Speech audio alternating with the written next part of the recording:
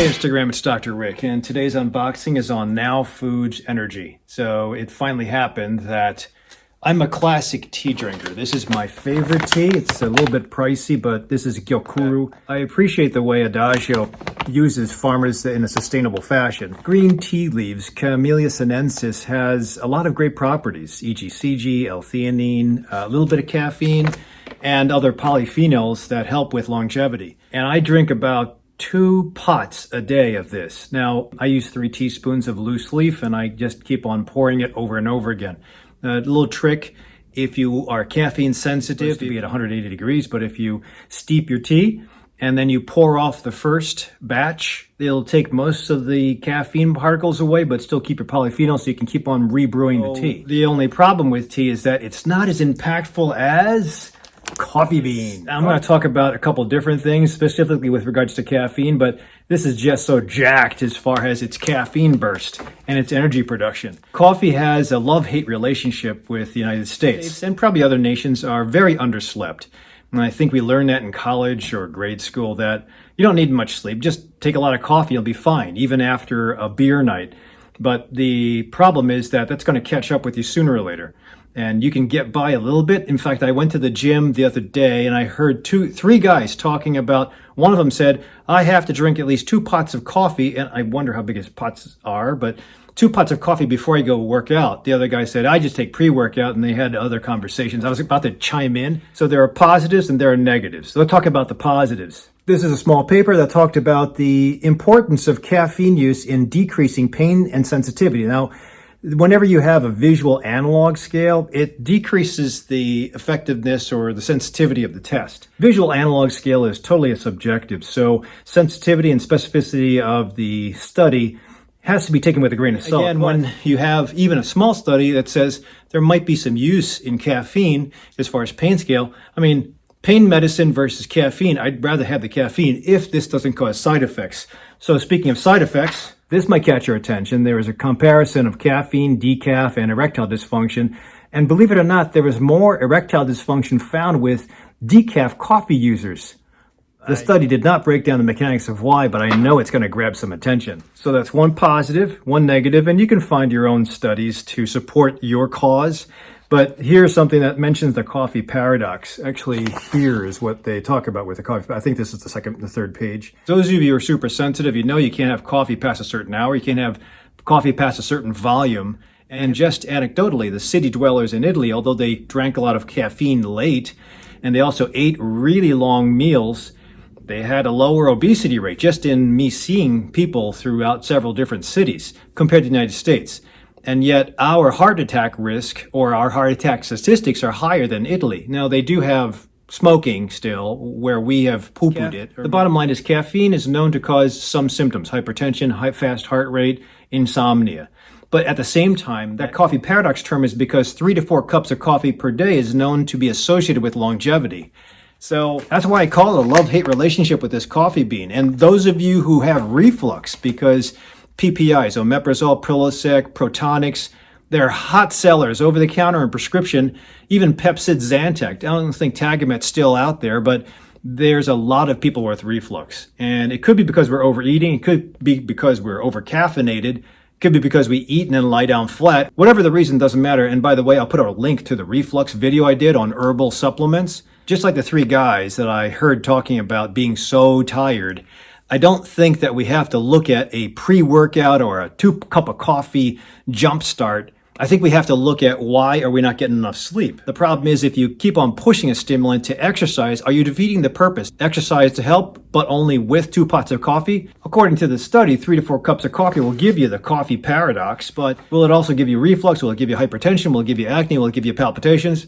Probably at that level. Studying for my boards when I came over from the Philippines, I was sitting in the front row of this review course, and I was drinking coffee, and I didn't realize how much coffee I was drinking and after like the 3rd hour, it's like, whoa, I don't feel good. And I asked my friend to walk me out in the middle of a lecture, and they called 911. Apparently I didn't look good, and I was taken to the emergency room. My blood pressure was like 180, and I remember the EKG was super fast. But eventually, after IV hydration and time, the caffeine effect wore off, but That, in addition, I've also had a problem with coffee back in 2000. I went into atrial fibrillation. I think it was because of coffee and poor sleep. And because I had poor sleep, I would take alcohol. And I had a whole bunch of other things and stress back then.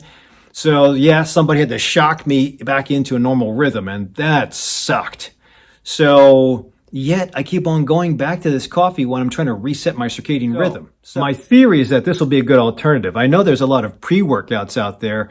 You just go to Mariano's or Target or your local grocery store, vitamin shop, Fruitful Yield. You'll see whole shelves dedicated to pre-workout, to post-workout, to protein, a whole bunch of things. And I think the industry is really growing, and hopefully that means that the population is trying to move towards exercise. I'd love that. I just love exercise. I think exercise should be the first lever, nutrition should be the second one, and mindful practice should be the third as far as those levers that you pull for healthy living. Here's the ingredient label, and it's huge. And I've always talked about not liking proprietary blends. This is technically not a proprietary blend because it lists the individual milligram dose. So proprietary blends are when a company says they don't want to give out a formula of what kind of mixture they have because it's theirs. You can't technically patent something that occurs in nature because it's natural. And most of the time with labeling, you have to put the milligram dose on American nutrition labels, unless it's proprietary. So sometimes you can sneak in a little bit of this, a little bit of this, and a little bit of this, and then call it proprietary and just list it as some fancy name. Nothing is proprietary, but there's a couple of things. They label yerba mate with natural caffeine, green tea extract with natural caffeine. So those alone will be stimulants to substitute for coffee without hopefully the reflux or other problems of caffeine from coffee. And that's the size of the capsule. Serving size is 2 capsules. I'll talk about 2 of these ingredients I think add to a lot of the boost that you might get with energy. Green tea I've spoken of before, and I'll put a link down below. I've probably talked about more of the loose leaf green tea, more so than the actions of green tea. L-theanine I've spoken about before, and that's in green tea leaves as well. This is a paper on yerba mate. Yerba mate is a plant.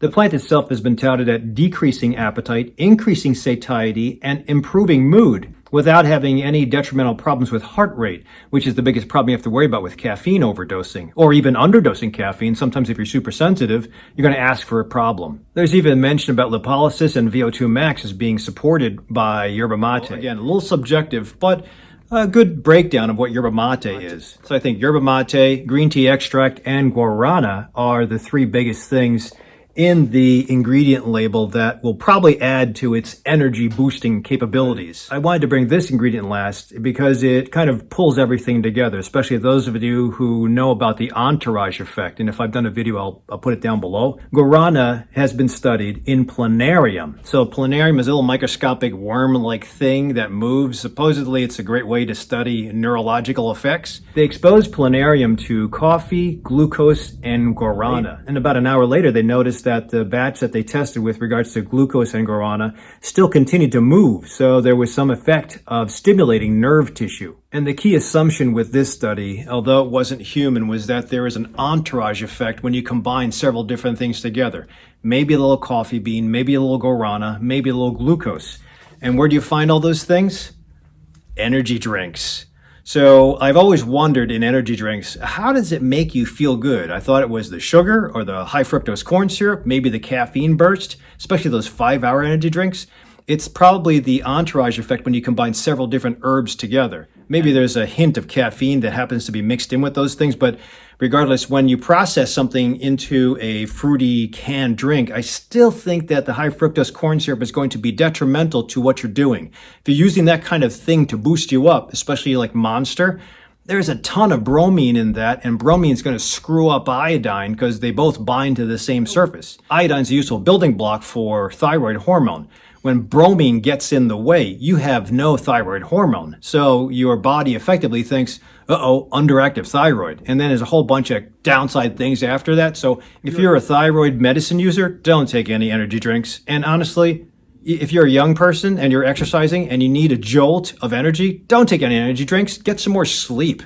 And there's other things, if you're truncated with your sleep and you can't get any more, there's other things that'll drop you into a deeper sleep faster. But if you're chasing one problem with introducing another problem, it's going to serve you in the short run. It's going to hurt you in the long run. So I'm going to give this a try. 2 capsules in the morning, I think is going to be worth it for the next couple of days. Big reveal is this.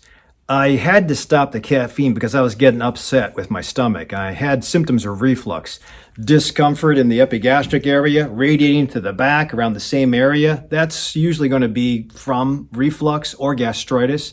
And then worsening when I had coffee, that's obvious. So I was doing coffee to reset my metabolism and get my energy going because we're just getting back into workouts in the morning. But as usual, my body says, no way, stop that. And I've switched back to tea, and I'm going to give this a try in the morning instead of caffeine to see if it helps with the early morning workout in addition to keeping me wide awake. I'll do this for about a week and put in the comments down below whether it gives me side effects like before.